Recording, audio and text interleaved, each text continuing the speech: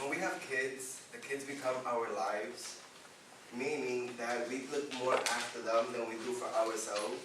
Um, Certain schools, they require for your kids to be vaccinated before they are admitted to the school. Certain daycares do the same thing also. Some parents do not want to vaccinate their kids because there's some belief that certain vaccinations give certain diseases. Me, myself, I recommend that the measles, mumps, rubella vaccination should be administered in one single shot to infants. The measles, mumps, rubella was developed by Maurice Hillman in the late 1960s. It was recognized for mass usage in 1971, and there was a second dosage that was approved to be given to kids in 1988. The reason why Maurice wanted to invent this shot was because it was believed to be less painful for kids to have one shot instead of 3 shots. In 1968, even though it was approved for mass application in 1971, in 1968 people were using it. Half of the population was vaccinated against the measles, mumps, rubella vaccination. In 20 years, by 1978, 76% of the population was vaccinated. In 1998, 90% of the population was vaccinated for the MMR vaccination. In 1998, when the 90% of the population was vaccinated, is when they started questioning the effects of this vaccination. It's only been out for 30 years. So they started questioning what is causing for kids to have autism. This preoccupation with the linkage of autism and MMR started by an English doctor by the name of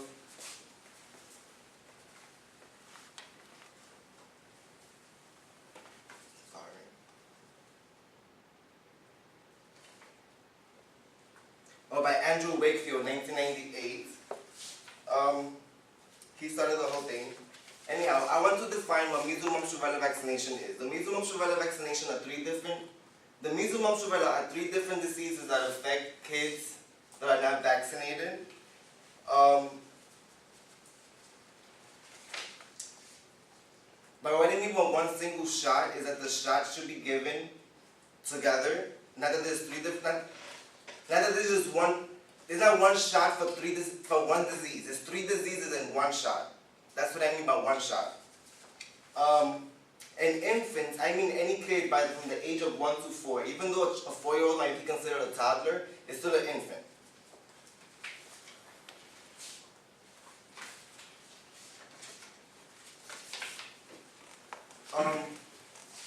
The worry about people not vaccinating the kids is that it would increase the number of cases that will be reported with the new disease. Even though in the year 2000, in the United States, the measles, mumps, rubella was not something that will worry the population, but it was worrying because people that will travel abroad will come back with the disease.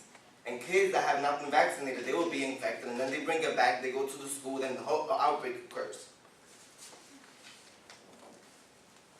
Another thing that happens with parents is that they do not want their kids to suffer.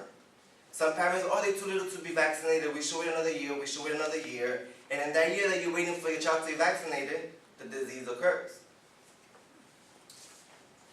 The main reason why parents don't want to give the MMR vaccination to kids is because they believe it causes autism.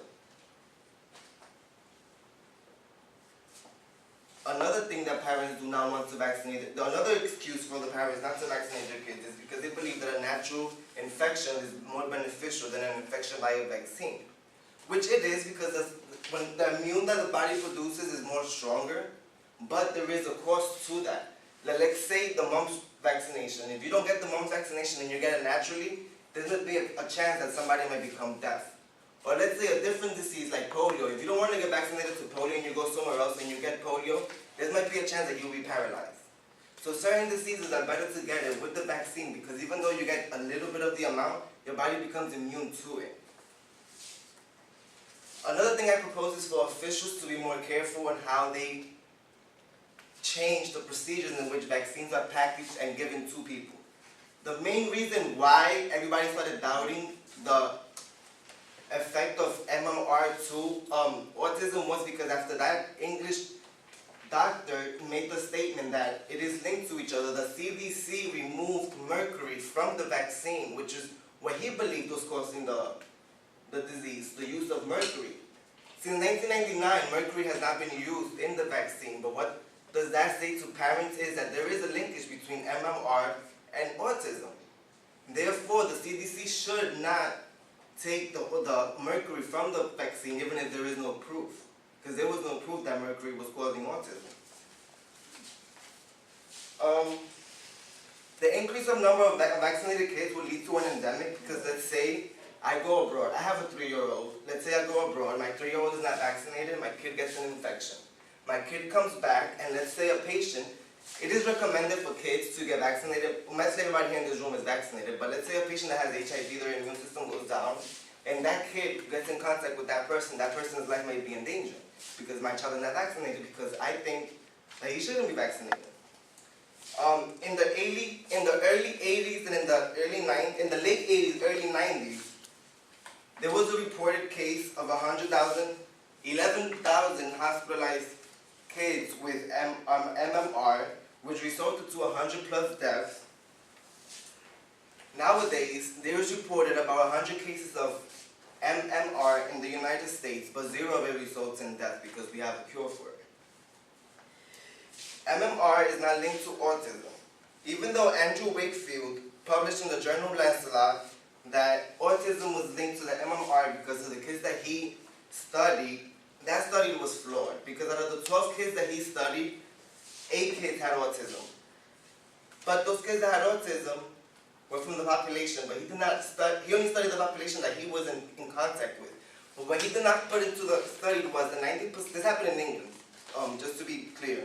This happened in England, and what he did not state was that 90% of the population in England was vaccinated already for MMR, and only 8 he reported to be autistic.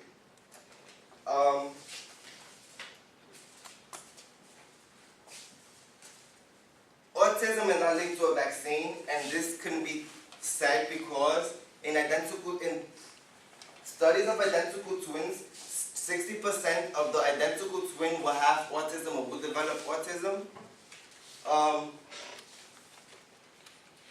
In 1998, Brian Taylor, he said he had a study of 498 kids, and out of those kids, nobody had autism, nobody had the disease, there was no onset of age, and Natalie Smith published in the Journal of Medical Association that autism was not linked to the MMR vaccination. Autism was discovered in the 40s, and the vaccination was invented in the 60s, so what connection is there?